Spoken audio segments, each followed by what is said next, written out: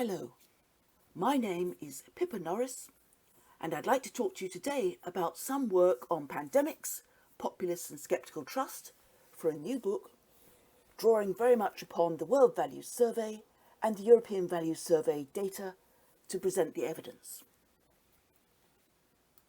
What I'd like to do first is talk about the context. Often trust is thought of normatively as something which is valuable for markets, for society, for governance. But let's think about trust in a time of plague under the current COVID crisis. Then I'll talk about the concepts and theoretical framework, how trust needs to be revised, and propose that there are 4 different types of trusting relationships. I'll present and talk a little bit about the evidence and the research design in order to analyse who falls into each category, and very briefly touch on the analysis and findings, and then the conclusions and implications. So, just to show you, this is the new book, which is being developed for Oxford University Press, In Praise of Scepticism, Trust but Verify. And I'll draw a little bit upon the early introduction section and touch on some of the chapters as well further on. So, what's the context? Well, let's think about trust in authorities. It's conventionally thought that if we don't trust governments, if we don't trust medical staff, if we don't trust the experts, that there will be real fundamental problems in well-being, and people won't necessarily comply with official guidance. But let's think about this in terms of the COVID-19 crisis. And here's just some of the trends. And you can see that obviously from the Financial Times data, if we look at the confirmed cases, the European Union started early, particularly in Italy and then in Spain, and then the curve rose but then flattened as governments introduced effective measures for containment and monitoring, a wide range of different things which eventually brought down the overall figure of confirmed new cases. By contrast, in the United States, as we've seen, there was an initial lag in which the US was slightly later than the European Union. They could have learnt the lessons of Italy, they could have learnt the lessons of Spain, instead of which, as we can see, the number of cases has expanded exponentially and is now off the charts.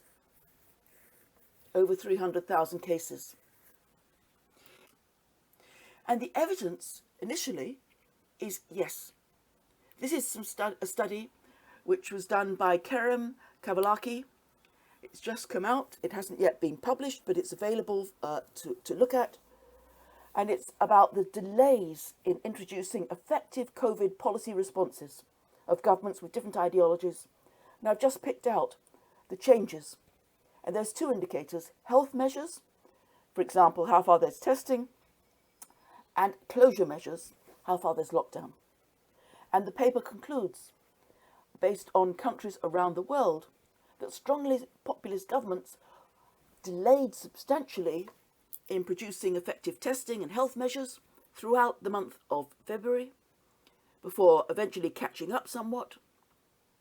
And in addition, when it came to lockdown, these countries also, led by populists, had delays during March, in which they were slower to close down businesses, schools, and allowed the virus to spread. And we've seen the consequences in the United States, where it's out of control throughout the southern states. So, should we trust governments? This really revises some of the normative assumptions and makes us think harder about the empirical evidence. So, what do we need to think through? Well, what is trust? What are we talking about? Trust is defined in the book about a relationship, not just an individual characteristic. So confidence is the belief that certain outcomes will obtain, whether they're positive or whether they're negative. You make a prediction. It's an estimate about likely outcomes. Trust is vesting confidence in specific institutions, whether it's Congress and Parliament, whether it's a president or prime minister, or individuals, whether you have trust in Dr. Birx or Dr. Fauci, for delivering certain outcomes, which the principal thinks are desirable. So where is their effective healthcare? Where is their effective economies? Where is their effective security policies? And this can relate at lots of different levels. Children trust parents to look after them and to deliver their beneficial results. Clients trust lawyers when they have a legal dispute. Citizens trust governments. States trust the European Union. So trust can operate in society, it can operate in national governments, and it can operate in global governance and international relations. Trust is a delegated relationship. The principal expects the agent to achieve certain desired goals on their behalf. And what this implies is that normatively there are two faces, not one face. And it's both positive and negative for both the principal and the agent. What do we mean? Well, let's think about it as a little typology, always useful for comparative analysis and for concept development. On the one hand, we have at the individual level how far there's trust by principals, whether the principal is a citizen, a client for a lawyer, or a nation state in an international dispute. And that can be high and it can be low. And on the other hand, we have the performance by the agents. And again, that can exist as many different types of actors, and that can be negative or positive. So where there's a relationship which is one which is both positive performance and high trust, that's sceptical trust. And you can think of classic cases like Norway or Denmark, in which the public is highly trusting in all the surveys we have, and the performance of the government by good governance indicators is very positive. Sceptical mistrust is where trust by principals is low and the performance by agents is low. So should people right now trust President Trump and the White House administration? And the argument is absolutely not, because they've bungled the way in which healthcare has been managed, in which testing has been managed, in which the COVID-19 has been managed. So those are two positions which are informed and rational, and they're both equally valuable. You should not trust strangers. Similarly, you should not trust principles that fail. On the other hand, here are the other two boxes, and this is important. So let's expand and let's understand that you can have a situation where there's a high level of trust by citizens, for example, but a negative performance.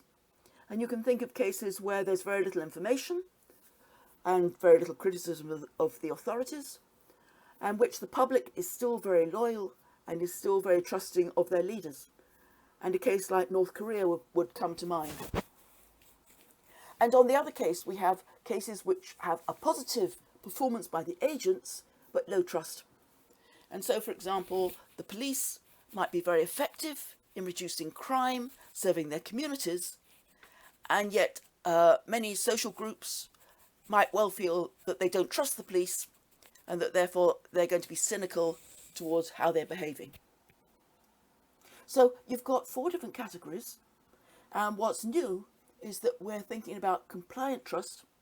Under what conditions do people have essentially a negative government but high levels of trust?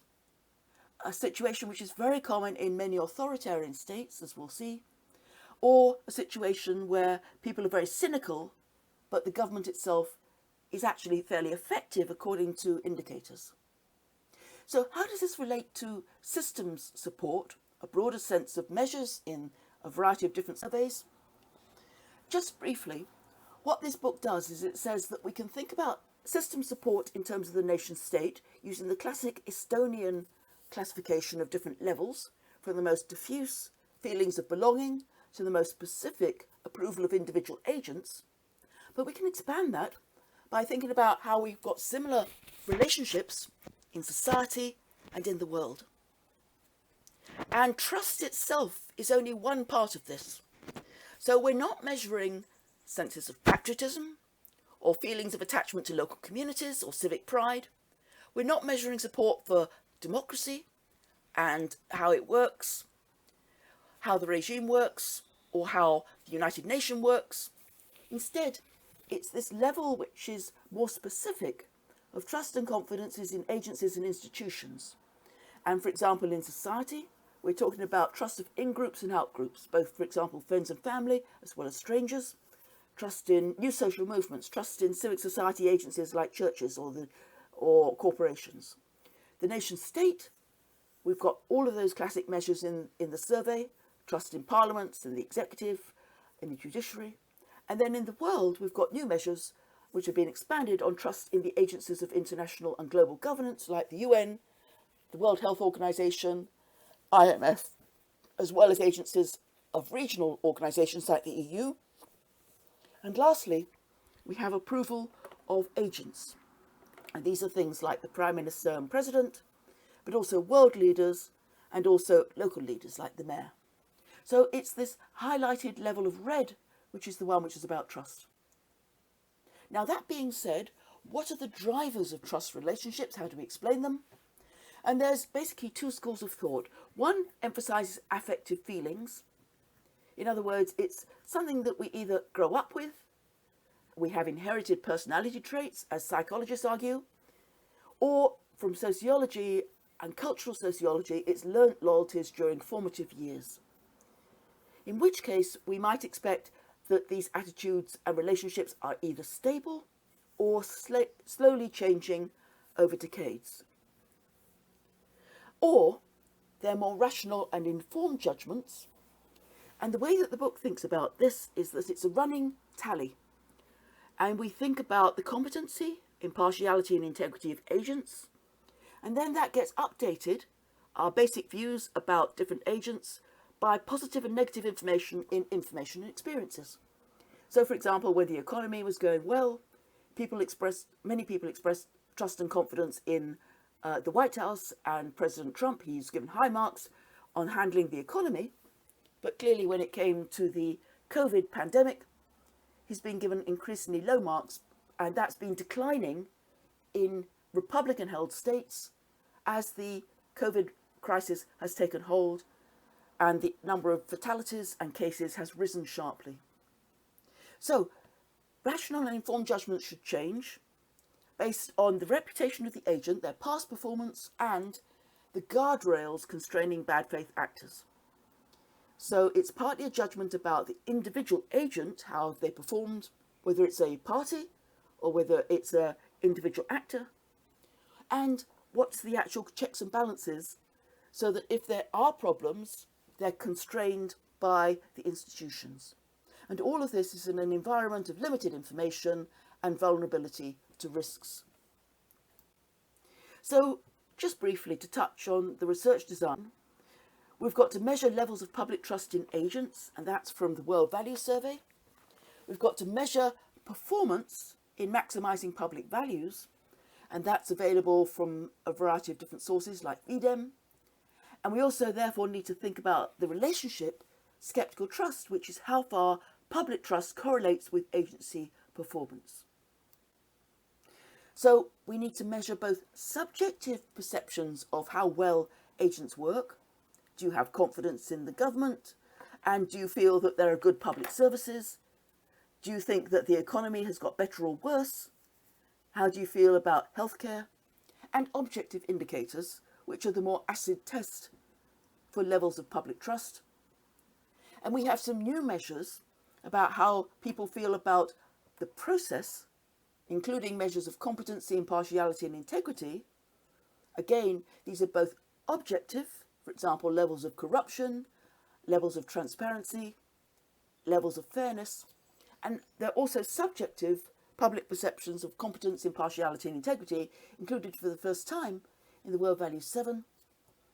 And then policy outcome performances. We've got a range of different measures for that. The data for public opinion obviously comes from the EVS, WVS, 7 waves, 1981 to 2020, covering 116 societies, and particularly from the 7th wave, where the Trust Gov project has expanded the number of surveys and also certain items in the surveys, and that covers 73 societies, including, for the first time, some very strict autocracies: Myanmar, Vietnam, Tajikistan, Kyrgyzstan, Nicaragua, Algeria and Zimbabwe. We also include, to test the reliability of trust measures, a list survey experiment to see if there's self-censorship, particularly in countries without freedom of the press, and the new battery on competency, impartiality and integrity. Just briefly, when we put all of the items into a factor analysis, it's obvious that they do cluster in fairly recognisable forms under each of these different headings. So the dimensions, for example, on global governance, do you trust the IMF, reflect trust in the World Bank and NATO. Similarly, at national government level, you trust the Parliament, you're likely to trust parties and elections. National new social movements and private sector agencies cluster. The immediate and traditional groups cluster. Out-groups are people from another country or another religion. In-groups are people like your neighbours and that you know personally. And then objective performance measures are matched to the year of the EVS WVS survey. And that comes from varieties of democracy and quality of government. And overall, there are 345 observation units, which is defined at societal level by the society times the wave or country or year. So the key findings, just to summarise without providing you with lots of detail and data: trust in society, national government and global governance varies widely among countries worldwide. There isn't a single pattern. Some countries are high trust, some countries are low trust in each of these different dimensions. Moreover, and this is something which again goes against the conventional wisdom, these dimensions of trust have not declined universally across all of the countries from the 1990s to 2020. Instead, what we observe is patterns of trendless fluctuations and variance. In some countries, for example, social trust goes up, in others it goes down. And what that suggests is that rather than a simple modernisation or a secular evolution of trust, that trust in each country is affected by performance and events. So all of this remains work in progress. But just to summarise the conclusions and implications, we need to revise the conventional story about declining trust. Normatively, the book argues there could be too much blind trust, compliance.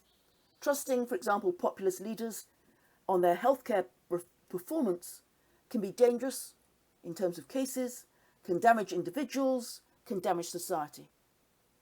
And this is just as problematic as too much affective mistrust or cynicism. We should not trust strangers, we should trust but verify. Empirically, sceptical trust and mistrust do correlate with a number of indicators of agency performance, but this remains work in progress as the book develops. It will come out in 2021 with Oxford University Press, and more details can be found at www.pippanorris.com. Thank you very much. I hope that gives you an overview of this topic, and I welcome any comments and thoughts and feedback to Pippa N15, which is my Twitter feed, or via the website, or via any emails. Thank you very much.